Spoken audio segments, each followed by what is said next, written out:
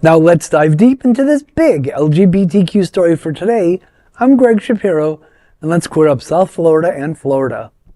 Will Paul Rolli be the next mayor of Wilton Manors? OutSFL Newspaper is reporting that the race for Wilton Manors' next mayor may be more than a year away, but it's already heating up. City Commissioner Paul Rolli has officially declared his candidacy for the November 2026 election, hoping to succeed Mayor Scott Newton, who will not seek re-election. Rolli, who has lived in Wilton Manors for 2 decades and served 2 years as vice mayor, told the Gazette why he's jumping in so early.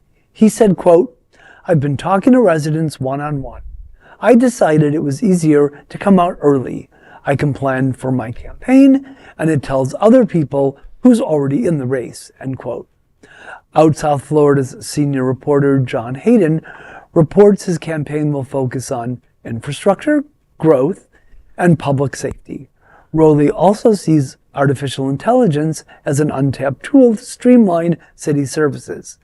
Development is high on his agenda. While many projects have been approved, construction delays continue.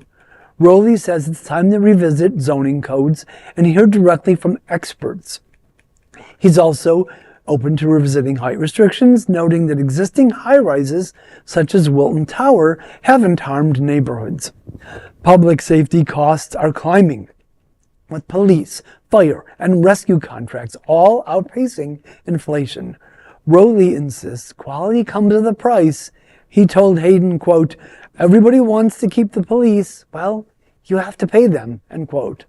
Out South Florida mentions that the city's library is another hot-button issue. Rolli supports shifting control to county, saying residents are being double-taxed.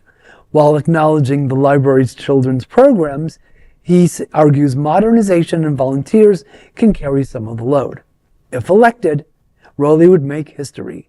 The first openly gay mayor since the death in office of the last gay leader of Wilton Manors.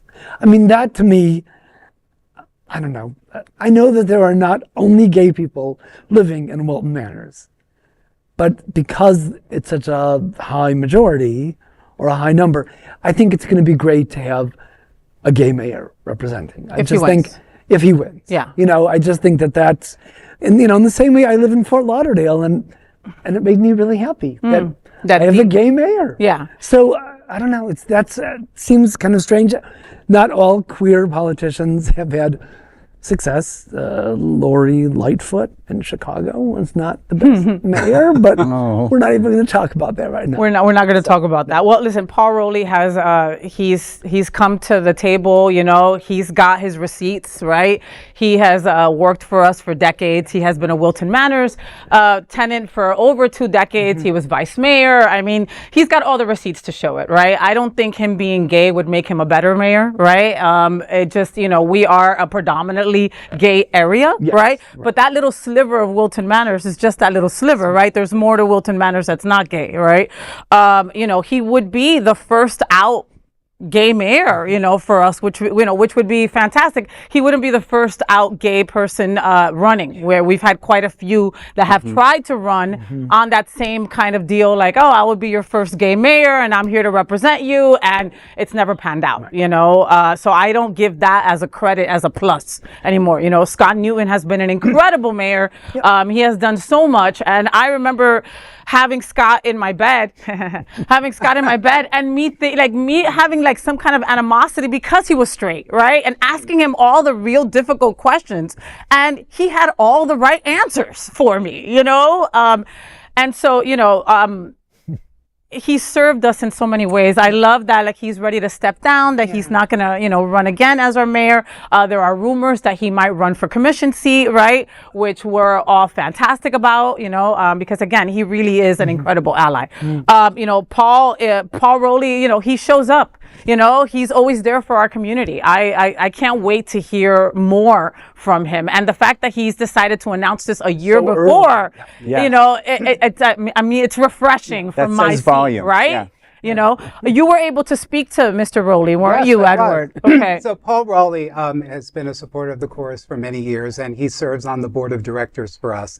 And so I reached out to him and I asked him, like, if, asking him why he's running, anything no more that he can elaborate on. And this is what he had to say. He said, "Aside from the current mayor, I'm the most experienced member of the city commission. I've been deeply involved in budgeting, strategic planning, redevelopment, and emergency response. I know how to lead through complexity, and I'm ready to get the work on day one. Wilton Manors is a special place, and I want to build on our progress while ensuring all residents, new and long time, feel heard and respected. With economic and political uncertainty at every level of government, now more than ever, we need to be proven stable leadership that knows how to get things done." And that's really what we need. 100%. He's somebody that's really been here for a really long time. He served 7 years as the commissioner and 2 years as the vice mayor. So yeah, he's had quite an experience, and he just loves this town. So yeah. Yeah, no, and having sat in many commission meetings as a West Side board member, he certainly brings a lot to the table, as you mentioned, Edward. And it'll be interesting to see how this further develops and which other candidates may step forward into the race. Yeah. And certainly, hopefully, it's a fair and polite race. Yeah. That would be a breath of fresh air. Yes. Yeah, right. But Yeah. politics are politics, and there's just so much about to happen when it comes to Wilton Manors, right? Yes. We're at such pivotal moments when it comes to infrastructure, when it comes to different projects, when it comes to, we're only 8 months into the Trump term. I mean, there's so much that would ride on our next mayor of Wilton Manors, right? It's a very delicate balance. Well, You're seeing a lot in terms of new businesses and new buildings come up. There's a Wilton Hotel that's going up and stuff. And exciting. some people are getting, some people get nervous of it too. They're thinking, they're going to be very metro city now. Change it. Which could happen. Which could happen. Listen, Palmyra just announced that they're closing down. I mean, restaurants like this, we're also losing places. You know what I mean? So not an easy one shoes to fill and role to fill on Paul Rolli's. This is not the happiest of times for Wilton Manors, and this is when he wants to come and serve us. Yeah. But I think we need to be optimistic.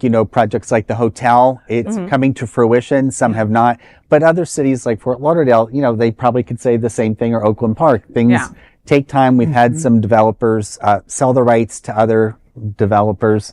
You get approved, but then they sell the rights. So it's not always the politician's fault. But I think there's a lot of hope for Wilton Manors. I think we as a community need to patronize and remember to shop, small businesses. Up local. Absolutely. Shop local, Absolutely. Yeah. But something we could all definitely agree on is that all the eyes are on anybody who's going to be running for, a place like this when it comes to a city that's so LGBTQ like Wilton Manors, But Paul Rolli, we got eyes on you. And that is the big LGBTQ story for today. There is no other queer nonprofit media platform like this in the entire world. Support our LGBTQ stories by subscribing and sharing Queer News Tonight.